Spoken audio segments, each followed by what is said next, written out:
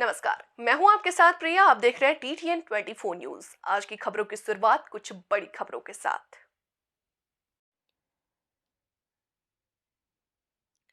रतलाम जिले के सैलाना आदिवासी सीट से निर्दलीय भारत आदिवासी पार्टी के पहली बार विधायक बने कमलेश्वर डोडियार चुनाव जीतने के बाद से ही हमेशा सुर्खियों में बने रहते हैं।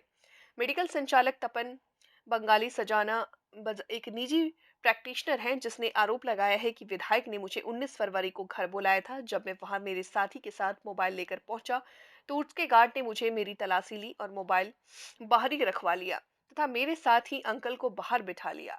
उसके बाद अंदर बैठे विधायक डोडियार से मिला। उन्होंने मुझे 1 करोड़ रुपए मांगा। कहा कि अगर ये धंधा करना है तो पेमेंट देना होगा। उसके बाद शुक्रवार को दुकान पर आ गए।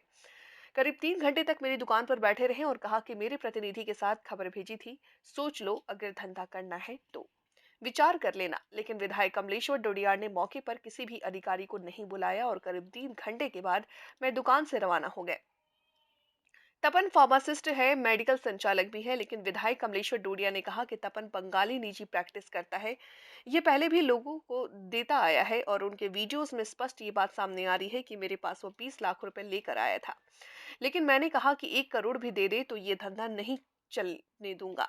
उन्होंने तपन पर गर्भपात करने जैसे आरोप भी लगाए हैं। लेकिन चर्चा यह है कि विधायक स्वयं मेडिकल संचालक के यहाँ कैसे पहुंचे। अगर उन्हें मेडिकल संचालक या डॉक्टर की कोई जांच भी करना होता तो अधिकारियों को भिजवाते, लेकिन ऐसा नहीं करते हुए वे स्वयं चर्चा का विषय बन गए।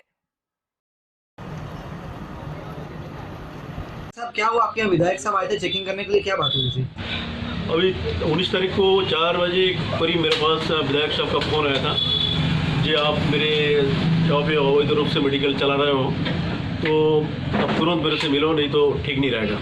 अच्छा, तो उन्होंने कुछ जांच पड़ताल की या फिर किसी अधिकारी को बुलाया था? उन्होंने कितनी देर तक क्या बैठे हुए? 19 तारीख को तो कुछ नहीं बुलाया था उन्होंने। 19 तारीख मैं उनसे मिलने के लिए गया था। तो जब मिलने गया तो उन्होंने मुझसे पहले तो गार्ड साहब ने मेरे से मोबाइल लिया, मेरी चेकिंग हुई। उसके बाद अंदर ले गए। अंदर मेरा एक ये अंकल सारल को भी साथ में लेके गया था, इसको भी बाहर कर दिया। फिर मुझे बोला कहा क्या क्या डिग्री है बताओ। मैंने बोला फार्मासिस्ट हो, मैं मेडिकल लाइसेंस ले रखा है। तो उन्होंने बोला हमारे क्षेत्रों में मैं नहीं रहने दूंगा आपको। फिर उन्होंने धीरे से इशारा करा, कितना दे सकते हो। उन्होंने फिर बोला मुझे 1 करोड़ रुपए चाहिए, अगर आप दे सकते हो तो आप बाद में रहो, नहीं मैं नहीं रहने दूंगा। फिर आज अचानक से यहाँ पे मेरा मेडिकल स्टोर पे आया और उसके बाद उन्होंने बोला, फिर 3 घंटे से मेरे यहाँ मेडिकल स्टोर पे आके बैठा रहा। उसके बाद बोला हमने जो हमारे विधायक प्रतिनिधि जो है, क्या नाम उनका, दशरथ डिंडोर, उनको आपके पास भेजा था बात करने के लिए। आपने उनसे बात क्यों नहीं की? आपको मौका दिया हमने बात करने की, लेकिन आपने उनसे बात नहीं की। अगर बात करते तो आपको ये नौबत नहीं आते, मेरे को ये आना नहीं पड़ता। अब तो तेरे को जेल भेजा के ही मैं मानूंगा। उसके बाद उन्होंने बोला जी अगर तू 1 करोड़ रुपये मुझे दे सकता है तो मामला रफा दफा हो सकता है। उसके बाद जाते जाते भी मेरे को मुझे बोल रहा है जी अगर इसको रिवर्स हो सकता है, अगर कितना दे पाएगा बता। विधायक जी नमस्कार। हम न्यूज़ में सुन रहे हैं आपने 1 करोड़ की मांग की है सर, जो फर्जी डॉक्टर है वो बता रहे हैं। पैसा वैसा की मांग तो क्या है, अवैध काम करने वाले लोग पहले भी विधायकों को देते आ रहे थे ये पैसा। और पैसा अब एक बंदी टाइप हर महीने के हिसाब से ये लोग देते थे पहले, और पैसा देकर के और अवैध काम करते हैं अपने इलाके में। मैं विधायक बना हूँ, मेरे इलाके के अंदर में जो अवैध टाइप के काम होते हैं, इससे अवैध काम ये करते हैं, ये कमाते हैं मुनाफा, मगर यहाँ लोगों को बहुत नुकसान होता है।